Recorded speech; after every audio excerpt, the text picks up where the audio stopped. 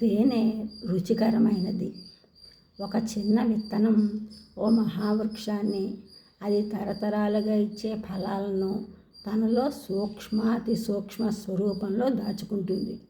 అలాగే గోరంత ప్రమాణంలో ఉన్న సూక్తులు కొండంత అనుభవాన్ని, కొండంత విజ్ఞానాన్ని తమలో ఇముడ్చుకొని అజ్ఞానాన్ని పారద్రోలుతాయి.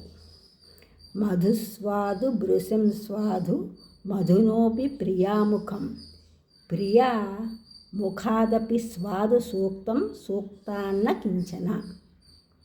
మధుస్వాదు భృశం స్వాదు మధునోపి ప్రియాముఖం, ప్రియాముఖాదపి స్వాదు సూక్తం సూక్తాన్న కించన.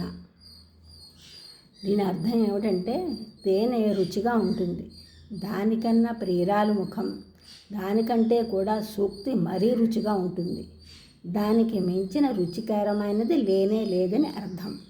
అయితే సూక్తులు కొందరికి రుచించవు. వేమన కవి ఇలా అంటారు: పంది బురద మెచ్చు పన్నీరు మెచ్చునా అని. చల్లటి సువాసనలతో దేహాన్ని హృదయాన్ని ఆహ్లాదపరిచే పన్నీరు పందికి నచ్చుతుందా? దానికి కంపు కొట్టే బురద కావాలి. ఇటువంటి సుభాషితాలను స్వీకరించి ఆచరించే సజ్జనుడు శ్రీ మహావిష్ణువు కౌస్తుభరత్నం ధరించినట్లుగా వాటిని ఆచరించి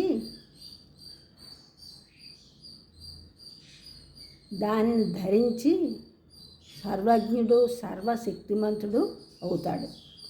కౌస్తుభరత్నం వెలకట్టలేనిది, అలాగే సూక్తి రత్నం కూడా అని అర్థం. ఈ ఛానల్ చూసిన వారందరూ కూడా సబ్స్క్రైబ్ చేయండి, షేర్ చేయండి, లైక్ చేయండి, కామెంట్ చేయండి. సబ్స్క్రైబ్ చేసిన వారందరూ కూడా కృతజ్ఞతలు, షేర్ చేసిన, లైక్ చేసిన, కామెంట్ చేసినందుకు కూడా ధన్యవాదములు.